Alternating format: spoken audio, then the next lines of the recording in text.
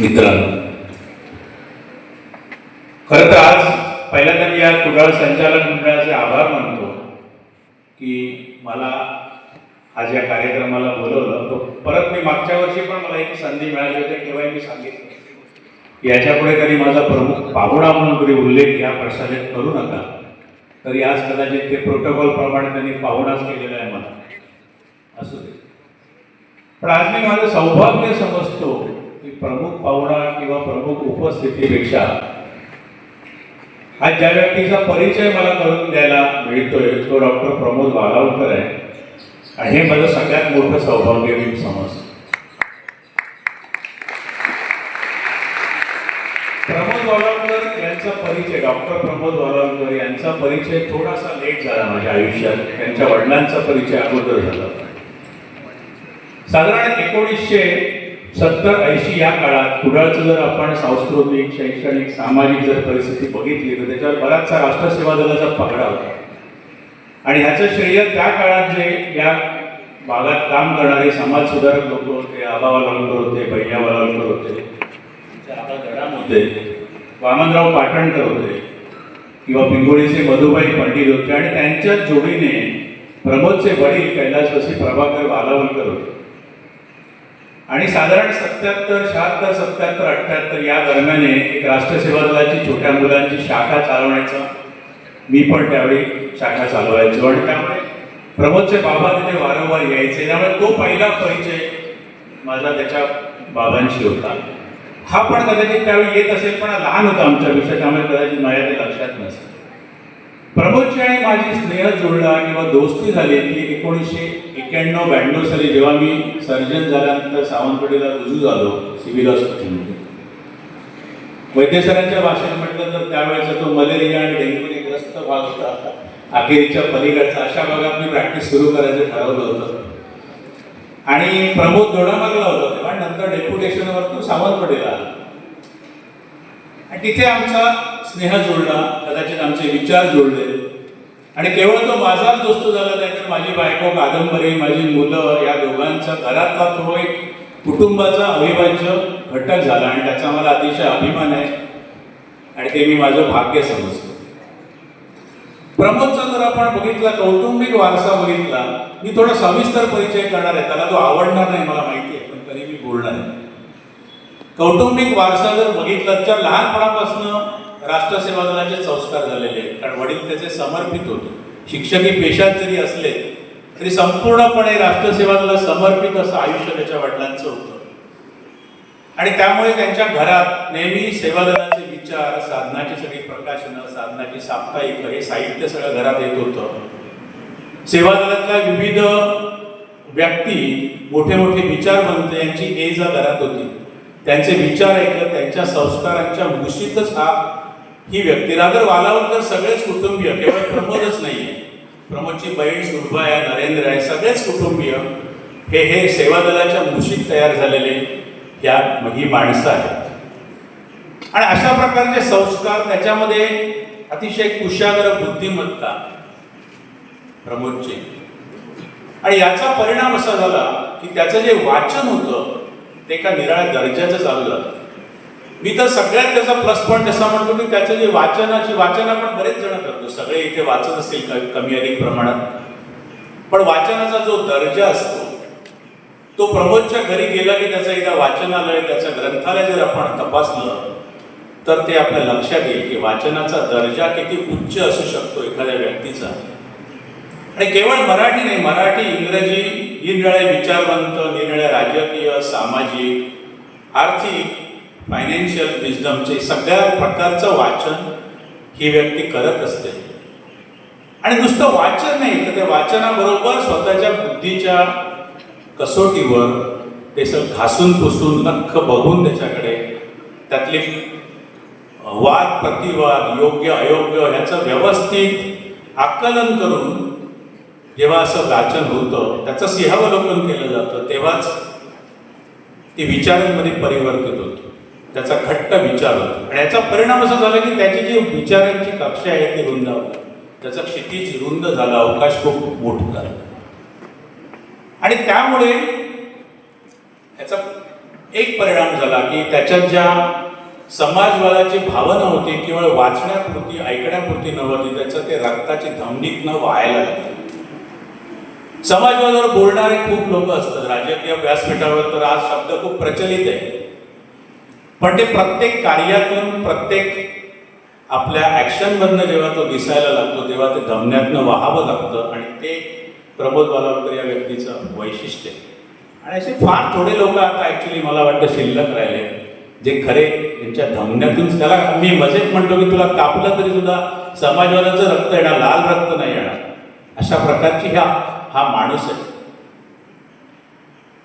दुसरी गोष्ट, त्याच्या सुदैवाने अशा विचारांच्या माणसाला जेव्हा वैद्यकीय क्षेत्र हे त्याचं कार्यक्षेत्र म्हणून मिळतं तेव्हा त्याला खूप संधी मिळते काम करायची.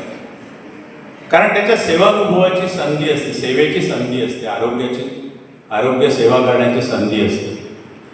आणि त्याची आता संपूर्ण त्याच्या वैद्यकीय कारकिर्दीचं मी अशी जिवंत साक्षीदार आहे. सावंतवाडीत त्याने पहिल्यांदा तो MBBS म्हणून जॉईन झाला, मेडिकल ऑफिसर म्हणून, जेव्हा तिथे मी पण होतो.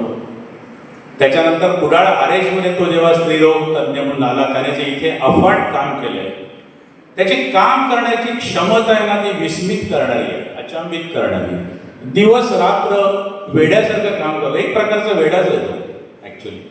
आणि असे वेडे जन्माला आल्याशिवाय समाज सुधरत नाही, बदल होत नाही, हे खरं आहे तितकंच. प्रचंड काम त्याने कुडाळ आरेशमध्ये केलं. अतिशय अनेक वंचित गरीब लोकांची सेवा त्याने केली, कुठलाही स्वार्थ न बाळगता. आणि त्याच्या वैद्यकीय करिअरचा जर उच्चांक काय असेल तर हे आता जे मॅटर्निटी चाइल्ड हेल्थ केअर जे महिला रुग्णालय कुडाळमध्ये झालं, त्याचं स्वप्न हे राजकीय इच्छाशक्तीची मदत घेऊन त्याने पूर्ण केलं. पण ते मुळात ते पायाभरणी होण्यामध्ये मोठा हात प्रमोदचा आहे. आणि एखादी वास्तू उभी करणं म्हणजे ती यशस्वी होत नाही. कुडाळ स्कूलची 105 वर्षाची वास्तू आहे म्हणून ती यशस्वी नाही आहे. 105 वर्ष त्याच्या शिक्षक, विद्यार्थ्यांनी, शिक्षकेतर कर्मचाऱ्यांनी केलेले कष्ट आहे, त्याच्यामुळे आज ही नावारूपाला आलेली आहे. तसंच या महिला रुग्णालयात सुरुवातीपासून त्याने जे तिथे अविरत काम केलं, तिथे नवीन नवीन डॉक्टर आणण्याचा प्रयत्न केला. त्याला कमी अधिक साथ दिली सरकारी, काही वेळा राजकीय त्याच्यात संघर्ष पण झाले. दुसरी गोष्ट, जसं मगाशी सरांनी त्याचा परिचय करताना उल्लेख केला, कोविडच्या काळामध्ये अख्ख्या जिल्ह्यात जास्तीत जास्त गरीब रुग्णांचे जर कोणी प्राण वाचवले असतील तर तो प्रमोद बालावलकर. कारण त्या काळामध्ये सगळे लोक, सगळे व्यावसायिक सुद्धा, इव्हन वैद्यकीय व्यावसायिक एका कोशामध्ये चालले होते, स्वतःचा जीव वाचवण्यासाठी धडपडत होते. आणि जे काही हुशार डॉक्टर होते ते त्याचा आर्थिक फायदा करण्यात देखील गुंतलेले होते. कोण ऑक्सिजन प्लांट काढत होता, कोण खाजगी रुग्णालय वाढवून भरपूर पैसे घेत होते. अशा प्रकारे बऱ्याच त्याच्यामध्ये निरनिराळे कंगोरे होते. पण अशा काळामध्ये निस्वार्थीपणे, कोणताही स्वार्थ न बाळगता, स्वतःला 2-3 वेळा कोविड झाला तरी पण स्वतःच्या जीवाची, स्वतःच्या कुटुंबाची पर्वा न करता दिवस रात्र अहोरात्र मेहनत करून त्याने महिला रुग्णालयामध्ये कोविडच्या रुग्णांचे, गरीब रुग्णांचे, जे प्रायव्हेट हॉस्पिटलपासून वंचित होते अशा रुग्णांचे प्राण वाचवले. आणि ह्याचं मला वाटतं भान, सामाजिक भान सगळ्या कुडाळवासियांनी आणि जिल्ह्यातल्या लोकांनी ठेवणं, त्याचं ऋण ठेवणं हे अतिशय गरजेचं आहे. कारण असे फार कमी लोक असतात की जे इतक्या निस्वार्थीपणे काम करू शकतात, इतक्या कष्टाने काम करू शकतात. दुसरं, त्याच्या संवेदनशील बद्दल मला एक 2-3 छोटीशी उदाहरणं देतो. तो इथे आरेशमध्ये काम करत होता तेव्हा त्याच्याकडे एक सिस्टर होत्या, नवीनच लागल्या होत्या नोकरीला, नुकतंच लग्न झालं होतं, लहान होती वयाने. आणि दुर्दैवाने तिच्या नवऱ्याला एक रोड ॲक्सिडेंट झाला. तिला ओरोसला नेलं, तिथे तिला ब्रेन सर्जरीची गरज होती आणि लगेच गोव्याला नेणं क्रमप्राप्त होतं, गरजेचं होतं. तर हा तिला भेटायला गेला लगेच. याच्याकडे काम करणारी सिस्टर होती, ती परिचयातली सिस्टर होती. आणि याच्या लक्षात आलं सगळं सीन. त्याने एकच प्रश्न तिला विचारला, तुझ्याकडे किती पैसे आहेत? ती तरुण मुलगी भांबवलेली होती, नुकतं लग्न झालंय, कुठे टेम्पररी का सिस्टर होती, तिच्याकडे काहीच नव्हतं. तर या माणसाने एका क्षणाचा, एका सेकंदाचा विचार न करता खिशातलं स्वतःचं क्रेडिट कार्ड काढून देऊन तिच्या हातात दिलं आणि तिला सांगितलं, जा घेऊन जा, जे काय पाहिजे ते उपचार कर. हा जो निस्वार्थीपणा आहे ना, तो हा समाजवादाचा विचार रक्तात भिनल्याशिवाय नाही येत. हा बोली बच्चन समाजवाद्यांमध्ये नाही येऊ शकत. दुसरी गोष्ट त्याची सांगतो, शिरोडाला तो स्त्रीरोगतज्ञ सुपरिटेंडंट म्हणून काम करायचा, तेव्हा दर 15 दिवसांनी मी त्याच्याकडे जायचो आणि आम्ही 15-20 एका दिवशी ऑपरेशन्स करायचो, जे कोण प्रायव्हेट ज्यांना परवडायचं नाही, गरीब लोक. त्यांना लागणारं जे बरंचसं सामान लागायचं, जे धागेदोरे असतील, मेश असेल, काही ते सरकारी तिजोरीतनं उपलब्ध होणं काही वेळा शक्य नसायचं. तर अशा वेळी हा माणूस स्वतःच्या पगारातले पैसे खर्च करून काही वेळा स्वतःची गाडी काढून सावंतवाडीला यायचा, त्या वस्तू विकत घ्यायचा आणि ते ऑपरेशन करून आणायचा. आणि इथपर्यंत नाही, ह्याच्या पुढे ह्याची कधीही त्याने कुठेही वाच्यता केली. त्या पेशंटलाही माहीत नसायचं की आपल्यासाठी जे सामान वापरलंय हे डॉक्टरांच्या खिशातनं आलेलं आहे. ना त्याच्या नातेवाईकांना याची कल्पना दिली जायची, ना सरकारला माहीत नव्हतं. का कुठला ब्राउनी पॉईंट त्यातनं मिळवायचा, क्रेडिट पॉईंट मिळवायचा आणि आपल्या स्वतःच्या फायद्यासाठी याचा वापर करायचा, हा विचार सुद्धा त्याला शिवू शकत नाही. अशा प्रकारचं हे व्यक्तिमत्व आहे. अशी वैद्यकीय क्षेत्रातील त्याची हजारो उदाहरणं माझ्याकडे आहेत. कुठलाही वंचित पेशंट असेल, गरीब पेशंट असेल, गरजू पेशंट असेल, तर या माणसाचा खिसा तो किती भरलेला याला महत्त्व नव्हतं, पण त्याचं तोंड सतत उघडं असायचं. याने कधीच आयुष्यात पैशाचा विचार केला नाही. पैसा हे फक्त समाजसेवेचं साधन आहे असं वापरलेला हा माणूस आपल्याला त्याचा आज सत्कार करायची संधी मिळते. हा त्याचा एक ॲस्पेक्ट झाला.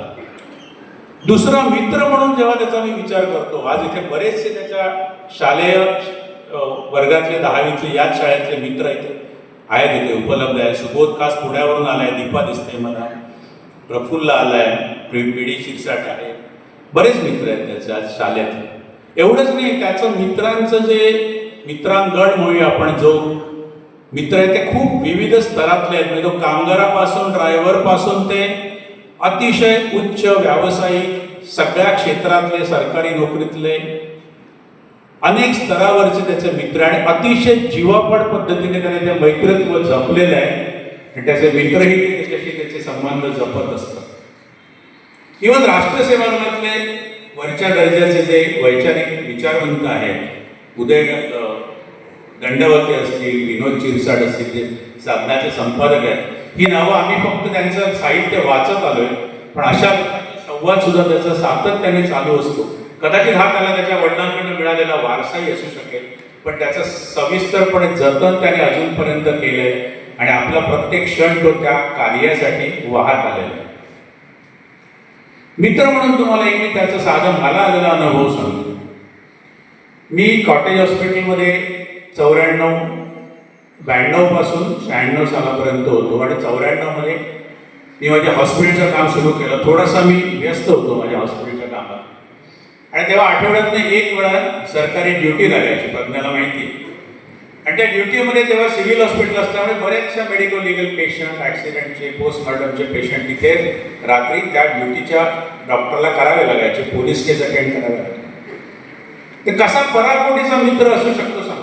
हा माणूस त्याची ड्युटी नसताना तिथे यायचा, त्या ड्युटी रूममध्ये स्वतः झोपायचा आणि सगळ्या हॉस्पिटलला सांगून ठेवायचा, रात्रीचा कॉल आला तर अमोलला उठू नका, तो दिवसभर खूप बिझी असतो, मला उठवत चला. असं करून सगळे रात्रीचे कॉल तो स्वतः बघायचा, पोस्टमॉर्टम करायचा. आणि सकाळी उठल्यानंतर मला अचानक वाटायचं, कॉटेज हॉस्पिटलमध्ये ड्युटीच्या दिवशी सलग 8 तास झोप, हा म्हणजे असं काय झालं काल बाबा, कोणच नाही म्हणाले सर, मला सरांनी सगळे पेशंट बघितले आणि ह्याचं मला कधीच त्यांनी सांगितलं नाही की मी हे करतोय. ही मित्रत्वाची पोचपावती तुम्हाला त्याचे एक उदाहरण, असे अनेक उदाहरण आहेत, अनेक किस्से आहेत असे. तिसरी गोष्ट, त्याला निसर्गाची प्रचंड आवड आहे. निसर्गात भटकंतीची प्रचंड आवड आहे. डोंगरात एकटाच फिरेल, रानात एकटाच फिरेल आणि त्या आवडीबरोबर येणारा पक्षी निरीक्षण आणि फोटोग्राफी याचा देखील छंद आहे. असा तो निसर्गात रमणारा, निसर्गात एकांत शोधणारा, आनंद शोधणारा, अशा प्रकारची ती खऱ्या अर्थाने वल्ली आहे. आणि अलीकडच्या काळामध्ये त्याचा मुलगा पण इथे आलाय. ध्रुव कुठे गेला? इथेच होता. हा, इथे बसला, तिथे बसला. त्याचा मुलगा ध्रुव इथे आहे. तो आता 5वी 6वीत आहे. पण पालक म्हणून प्रमोदकडे जेव्हा मी बघतो, हे बाकी सगळे त्याचे अँगल बाजूला ठेवूया, मागच्या 5-6 वर्षात त्याची जी मी धडपड बघतोय की ध्रुवला एक चांगला नागरिक, चांगला माणूस बनवण्यासाठी काय काय करायला पाहिजे, जे आपले आतापर्यंतचे सगळे विचार आहेत, संस्कार आहेत, ते त्याच्यात कसे परावर्तित करायचे, यासाठी त्याची जी अखंड धडपड चालू असते. शालेय शिक्षणा व्यतिरिक्त बाहेरचं शिक्षण देणं, त्याला म्युझिकमधली आवड निर्माण झाली पाहिजे, खेळातली त्याची आवड आपण समर्थपणे त्याला पाठबळ दिलं पाहिजे, सायकलिंगची आवड असेल, मित्रांमध्ये रमणं असेल, चांगल्या प्रकारचं विज्ञान, शास्त्रीय दृष्टिकोन त्याच्या जाणीवा निर्माण झाल्या पाहिजे, एक चांगला वैचारिक त्याला व्यासपीठ मिळालं पाहिजे. शब्द त्याच्यासाठी सध्या मोठे आहे, परंतु त्याची डेव्हलपमेंट करण्यामागे जे प्रमोदचे मी अथक परिश्रम बघतोय, अविरत परिश्रम बघतोय, सगळ्या पालकांनी खूप शिकण्यासारखं आहे. आपल्या मुलांवरचे संस्कार कसे करावे याचं मला वाटतं एक प्रशिक्षण शिबिर तो घेऊ शकतो, त्याने घ्यावं असं मी इथे सूचित करेन. आणि आपल्या मुलासाठी हे केलं तर त्यात काय कौतुक नाही. प्रत्येक पालक, प्रत्येक आई वडील आपल्या कमी अधिक क्षमतेप्रमाणे हे करत असतात, परंतु त्याच्या कुटुंबाची व्याख्या झाली एवढी विस्तारित आहे की जेव्हा आपल्या मुलाला आपण हे सगळं करू शकतो, आपली क्षमता आहे, पण ज्यांची क्षमता नाही आणि ज्यांच्याकडे निसर्गदत्त अशी देणगी आहे, मुलांमध्ये टॅलेंट आहे, त्यांना आपण कुठल्या पद्धतीने मदत करू शकतो ह्याचा सतत विचार त्याच्या डोक्यात असतो. एक छोटं उदाहरण दाखवतो तुम्हाला. एखादं चांगलं पुस्तक जर त्याने बघितलं, साधना प्रकाशनचं, आपण सगळे एखादं पुस्तक चांगलं बघतो, कुठे एअरपोर्टवर, लायब्ररीत विकत घेतो एक कॉपी. हा माणूस कधी एक कॉपी विकत घेत नाही. हा विकत घेताना याच्या घरी गेलं तर एका पुस्तकाची 10 कॉपी, एका पुस्तकाच्या 7 कॉपी. म्हटलं हे काय प्रकार आहे, कशासाठी? नाही म्हणे मी वाचेन, पण हा विचार इतरांना 4 जणांना कसा मला पोहोचवता येईल म्हणून ते गिफ्ट करणं हा त्याचा छंद आहे. ते प्रत्येक छोट्या छोट्या गोष्टींना त्याच्या स्वभावाचे एक एक पैलू जसे उलगडतात, तसा मी डिकोड करायचा प्रयत्न करतोय. प्रमोद हे काय व्यक्तिमत्व आहे, मला बी अजून तो पूर्ण समजलेला नाही आहे, त्याला समजणं खूप कठीण आहे. एक विद्यापीठ आहे, तो दिसताना एकदम विनम्र माणूस आहे, एकदम नम्रपणा एकदम त्याच्या शिगेला पोचलेला आहे, प्रसिद्धी परांगमुख माणूस आहे. कुठल्याही कार्यक्रमात प्रमोदला तुम्ही पहिल्या 5 लाईनमध्ये बघणार नाही. आज तो इथपर्यंत आलाय हे मला वाटतं कुडाळ हायस्कूलचं आणि आपलं सगळ्यांचं भाग्य आहे. स्वतःच्या सत्कारासाठी प्रमोद येणं, याच्यासाठी त्याला खूप मनोमन करावी लागते. तो येतच नाही, कारण तो प्रसिद्धी परामुख आहे. स्वतःचं कौतुक ऐकण्याची त्याला सवयच नाही. अशा प्रकारचं ते व्यक्तिमत्व आहे, विनयशील व्यक्तिमत्व आहे. काहीचं अबोल आहे. ज्यांना तो समजला नाही त्यांना असंही वाटू शकतं की हा थोडा विक्षिप्त आहे का. साहजिक असं वाटणं साहजिक आहे, पण ज्याला तो समजलाय, त्याची वैचारिक बैठक समजली आहे, त्याच्यासाठी आयुष्यातली मोठी गेम. तो जर मला मित्र मनापासून मानत असेल तर हा माझ्यासाठी अभिमानाचा क्षण आहे. खूप मोठा अभिमानाचा क्षण मी मानतो. माझ्या कुटुंबियांसाठी, माझ्या कुटुंबाचा तो भाग आहे. हा आमच्यासाठी मोठा अभिमानाचा क्षण आहे. मला वाटतं मी प्रमोदबद्दल जर बोलत राहिलो ना, अख्खा दिवसभर बोलत राहील. एवढं त्याचं आयुष्य समग्र समृद्ध आयुष्य आहे. पण नियती, देव जो म्हणतो आपण, त्याचा तर विश्वासच नाही देवावर. नास्तिक आहे तो. मी आस्तिक आहे, माझा विश्वास आहे देवावर. अशा प्रकारच्या निस्वार्थी, सेवाभावी माणसाच्या कठोर परीक्षा घ्यायचं देव सुद्धा सोडत नाही. मागच्या 2.5-3 वर्षापासून तो एका आजाराशी मुकाबला करतोय. अगदी अटीतटीची लढत तो खेळतोय. आणि या त्याच्या हजारो लाखांनी जे गरीब रुग्णांची त्यांनी सेवा केली, त्यांचे आशीर्वाद त्याच्या पाठीशी आहे. कुटुंबातले त्याची सुलभा, नरेंद्र, प्रज्ञा आहे इथे, त्यांचं पाठबळ आहे, मित्रांचं पाठबळ आहे. आणि त्याचा वैयक्तिक लढण्याची वृत्ती आहे, लढण्याचा बाण आहे, चळवळी बाण आहे. तो असं सोडत नाही. कुठला संघर्ष जर त्याला एखाद्या अन्यायाविरुद्ध करायचा असेल तर तो सोडत नाही. आणि हे अनेक वेळा आम्ही पाहिले. काही काळापूर्वी तो असा वाटतो एकदम नम्र आणि एकदम शांत. आपल्या जिल्ह्यात एक शल्य चिकित्सक आले होते, मी नाव नाही सांगणार, पण काही त्यांचे आक्षेपार्ह वर्तन चालू केलं होतं. तेव्हा हा माणूस याचा चळवळी बाणा, सेवा दलाचा जो बाणा आहे त्यावेळी जो दाखवला होता, आणि त्याविरुद्ध एखाद्या जर हे अन्यायाविरुद्ध जर लढायचं ठरवलं तर हा मग त्या माणसाची गय नाही करणार. मग इतका तो असा आहे. आणि तो त्याचा बाणा त्याला आज उपयोग येतोय, कारण आज या आजाराविरुद्ध लढताना सुद्धा त्याची ती खंबीर वृत्ती. सर्वसामान्य माणूस असता तर तो कोलमडून गेला असता. या आजारात मी पण त्याला सुरुवातीच्या काळात आम्ही काही संघर्ष एकत्रितपणे केला. मी पण त्या काही अडचणीतनं गेलो, पण त्याचा संघर्ष हा न पेलण्यासारखा आहे. आणि मला 100% खात्री आहे की या लढ्यामध्ये तो विजयी होईल आणि आजार नक्की हार मानेल. आणि ह्याचा आनंद त्याच्या कुटुंबियांना एवढाच आम्हा सगळ्यांना त्याच्यापेक्षा द्विगुणित होईल, हे पण मी सांगतो. बस त्याला शुभेच्छा देतो.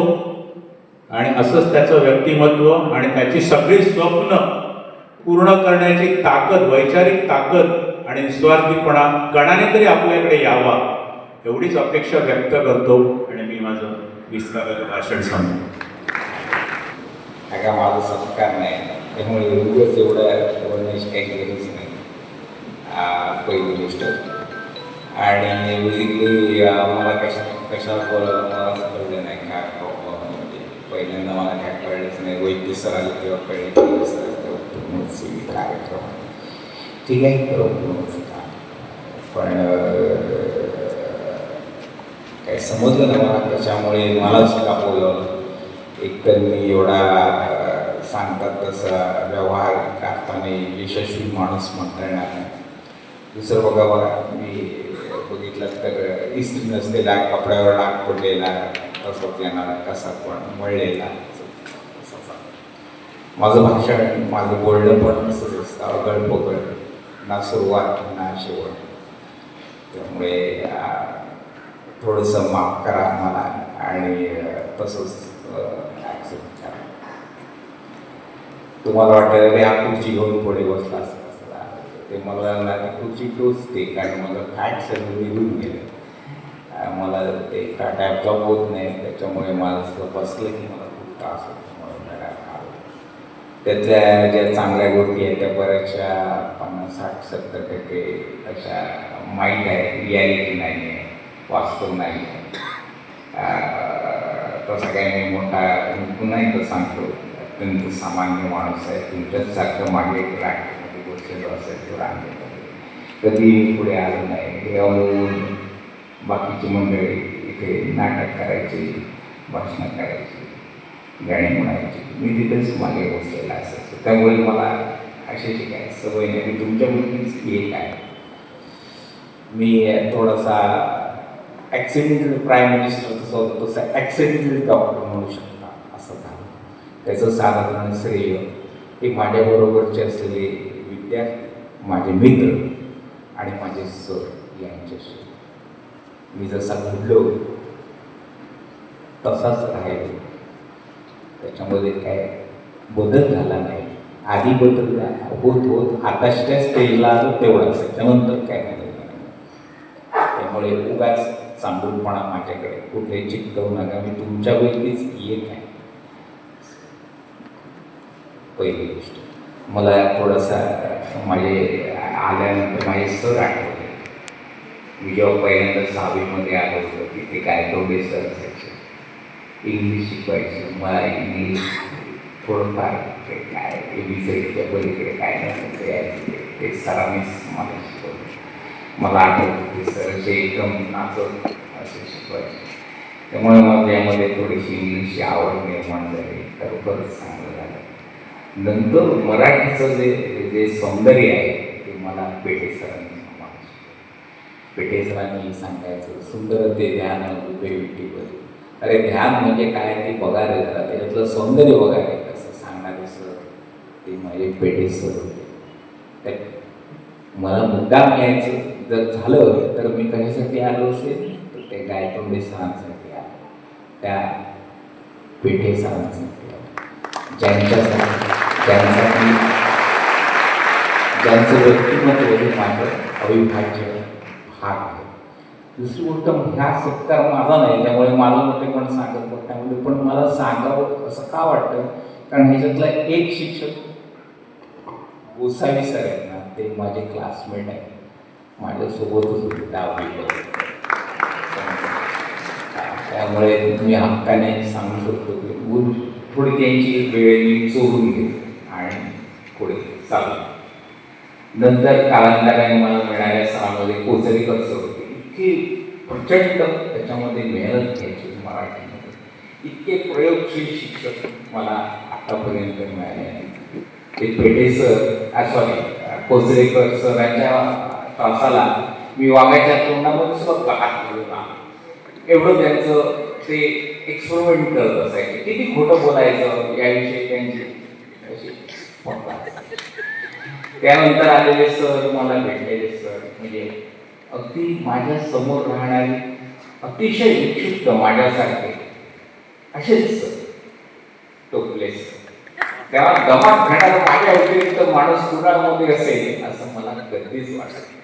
मी त्याला कधी हक्काने सांगण्यापणे मला अगदी होईल अशी आहे, सांगतच बसायचे. शेवटी गेले तेव्हा मीच होतो, तेव्हा माझ्या डोळ्यात भरपूर पाणी आले. म्हणजे मी सकाळपर्यंत त्यांच्या बॉडीवर बसलेला होतो. शेवटी मग मी ते प्रकाश पाटणकर होते, त्यांना बोलवायला गेलो. माझे काही मित्र होते, त्यांना फोन केला. तेव्हा मला जेव्हा सिंधबाद आणि कोलंबसची सफर कोणी घडवली असेल तर ते टोपले सरांनी घडवली. नाटकाची विविध अंग त्यांच्याकडून मी पाहिली असतील तर ते टोपले सरांनी घडवली. ते मला दिसणारे सरांमध्ये जे सर दिसतात ते सगळे सर मला घडवण्यामध्ये किंवा माझ्या जे काही मी आहे त्यामध्ये त्यांचं कॉन्ट्रीब्युशन सगळ्यात जास्त आहे. मला एक त्यामुळे मी हक्काने आलो तिथे की मी यातलाच एक आहे म्हणून मी पुढे आणखी येऊन बसतो की मी डायरेक्ट तुमच्याशी कम्युनिकेट करू शकेन. आता जेव्हा मी माझं बघतो ना तेव्हा मला वाईट वाटतं की माझ्या बरोबरीने जे शिकले ना त्यांनी त्यांच्या ह्याच्यामध्ये भरपूर चांगलं काम केलं, भरपूर चांगलं काम केलं. अहो तुम्हाला माहीत नसेल, आम्हाला जो मित्र आहे सुबोध, तो पेढे सरांचाच मुलगा आहे. तो इतकं चांगलं काम करतो, तो इतका उत्तम मॅथमॅटिशियन आहे आणि उत्तम शिक्षक आहे. त्याचं महाराष्ट्र भारतभर नाव आहे. भारतातले जेव्हा तुमच्याकडे कोणी डॉक्टर असतील आणि कोणी मुलं तिथे पुण्याला शिकायला आले असते तर मला सांगतात अरे त्या सोबत तुझा मित्र आहे असं मी ऐकलं.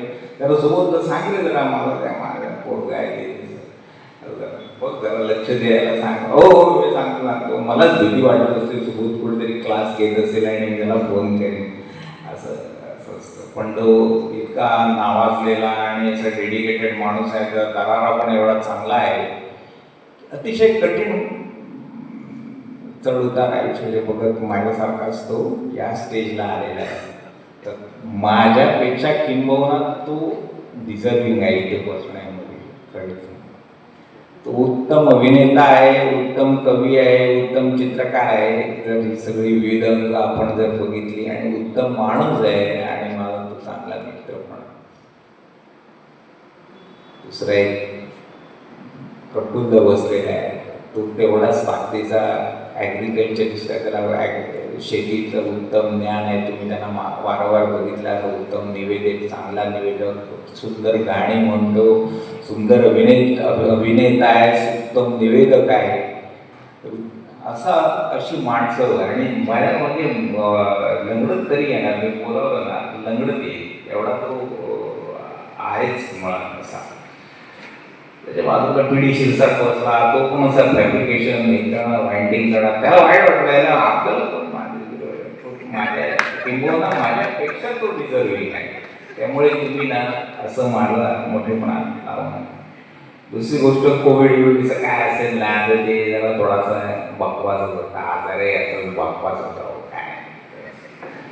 त्याच्यामध्ये जास्त माझ्यापेक्षा क्रिटिकल पेशंट वाचवण्यामध्ये तिथे वादिराज आहे ना त्याची जास्त मदत आहे मला. त्या वादिराजने मला वेंटिलेटर लावायला दाखवतो. रात्री मला 1 वाजता बोलवायचे, माझ्याबरोबर ते डॉक्टर दांड्या मारायचे, यायचीच नाही. कोणतरी कोणाचा फोन यायचा, कोणतरी कलेक्टरचा यायचा. तुम्हाला माहीत असेल लोकं तुम्ही ना UPSC MPSCच्या परीक्षा देतात, अभ्यास करतात जोरात, काही करू नका, बकवास असतं ते. हो आम्हाला रात्री झापतात ते आणि इतकं त्रास द्यायचे.